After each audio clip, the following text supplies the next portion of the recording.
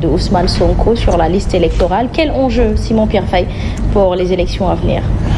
Bon, en tout cas, rien n'est encore joué, il faut le dire. Rien n'est encore joué. C'est vrai que c'était un jugement hier parce que ay avocat Ousmane Sonko dañu introduire recours parce que Ousmane Sonko dañu génne turam ci liste électorale yi génne turam sur la base, et c'était un débat, de se démêler avec la justice.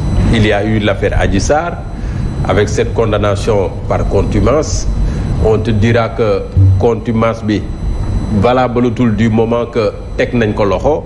Donc on te dise que c'est déjà définitif parce que xawma lan nangam ku ci nekk daal sa explication. li fi ne les avocats ñoom ils disent ñett loolu mënul nekk. comme dindi ngeen ko ba génnee acte officiel bi ñun dañuy dugal recours fa nga xam ne juridiction disons entre guillemets électorale, parce que si on considère que Ousmane Sonko foofu la bindoo foofu la voté foofu tam la nekk maire nañu dem ci tribunalu Ziguinchor. looloo waral ñu introduire recours et c'était je pense le 4 octobre.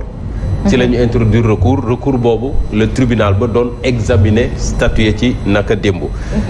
gis nañu ni mu guddee gis nañu également toute cette tension autour justement de cette audience parce qu'il y a eu énormément de mouvements, il y a eu par moment du grabuge, il y a même eu le maire je crois de Bignona qui a été interpellé. Voilà ni yëf yi guddee lépp ça veut dire que c'est vraiment un dossier également qui a tenu le pays en haleine benn instant. Et c'était la journée d'hier. Maintenant au finish le juge du tribunal de grande instance de Ziguinchor dit que nañ ko delloowaat ci liste parce que ni ñu ko génnee teguwul ci yoon. Ce qui reste mooy on a entendu les avocats plus ou moins jubilés mais à juste raison quand même. Ils ont obtenu une victoire. Le camp d'Ousmane Sonko a obtenu une victoire. Ça veut dire que ñoom la ñu dénoncé woon. au moins yoon fekk na leen ci. am na ngeen de cause. yoon fekk na leen ci. mais du côté de l'État on annonce un recours. oui et recours boobu maa ngi ko doon wax fii démb Mambay def naa yow yaa ma ko doon laaj. lu mën a xew li mën a xew mooy tribunal décidé ne nañu ko intégrer mais bu amee recours dañuy toogaat di xaar. te retour boobu day mujjewaat cour suprême bi nga xam ne fan yële joxoon na ci décision bi nga xam ne avocats yi justement saisir nañ ko pour ñaawlu lu tax Ousmane Sonko yónnee direction générale des élections ñu bañal mandataire am ay fiches de parrainage. Sous prétexte que justement génne nañ ko ci liste électorale yi donc à quoi on peut s'attendre c'est ça le problème. Pour l'instant on dit que Ousmane Sonko est revenu dans la course ba fi ñu nekk nii. si on se fie à la décision du juge Ousmane Sonko revient dans la course mais est-ce que dina aboutir et quoi qu'il en soit après le dernier mot va revenir justement au Conseil constitutionnel. Parce que Conseil constitutionnel bu Ousmane Sonko ñu nangul ko parrainage ñu nangul ko également dépôt de liste de parrain et tout. bu déposer dossier conseil constitutionnel moom après moom moo ciy des.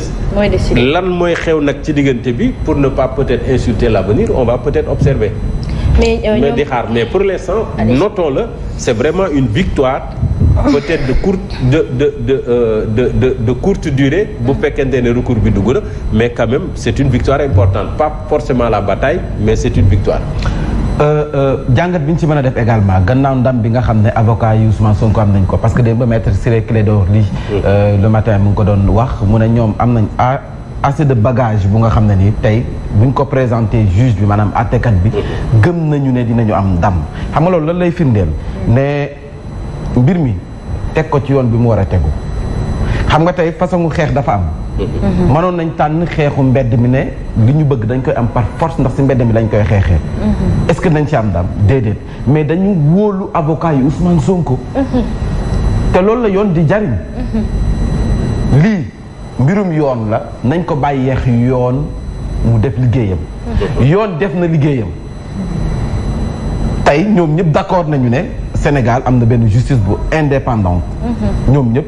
boo diggoo ci réseaux sociaux yi fu nekk ñu ngi koy tàccu ñu ne yoon am na ci réew mi et la preuve mooy démb yoon moo àtte du yoon bu France de du yoon bu Belgique de du yoon bu États-Unis mais bu Sénégal. kon nañ ko gën a wóolu daal. moo àtte jox ndam avocat yi Ousmane Sonko. avocats yi sax ils ont parlé de courage. voilà mais est-ce que courage dëggantaan la ou indépendance.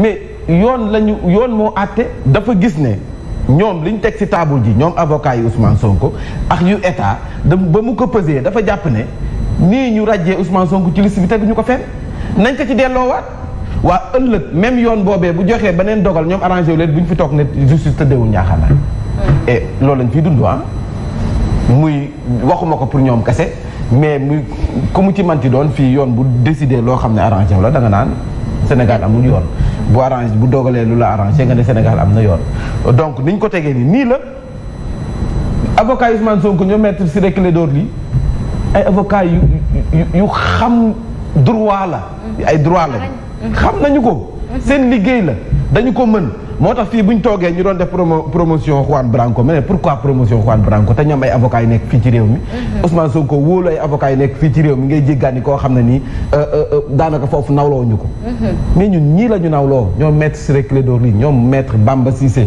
moom la ñu xam bi ñu demee nag ci kanam yoon yóbbul ay dossiers yu mag sëkk di wan ne kon ni ñu ko rajee teguñu ko fenn nañ ko delloo ci liste bi mais yoon juge bi daf leen ko nangul léegi ñee itam seen droit la ñu nekk avocats yi état seen droit la ñu nekk ñu ne lii nga xam ne moom la juge bi teg ci table ji d'accord ñu si mais tëjuñu buntu tëj parentère ñu ne dañ koy yóbbu cassation léegi loolu tam beneen combat la avocat Ousmane Sonko yii xeex ba am ndam ci kanamu juge bi mën nañu xeexee noonu ba am ndam ci buñ demee cassation donc affaire bi xoolal yoon la rek nañ bàyyi yoon def liggéeyam ni ñu amee ndam ci kanamu yoon ëllëg mën nañu am ndam bu ñu demee bëgg kase li nga xam ne moom la juge décidé nañ ci bàyyi xel bu baax. xam nga Mbaye yow li nga wax dafa am solo parce que boo xoolee juge bi bu ñu jàpp rek ne dafa sukkandiku ci li avocat Ousmane Sonko yi wax parce que tam déglu na l'autre camp l'état qui a radié Ousmane Sonko ci liste électorale yi état bi tam avait son pool d'avocats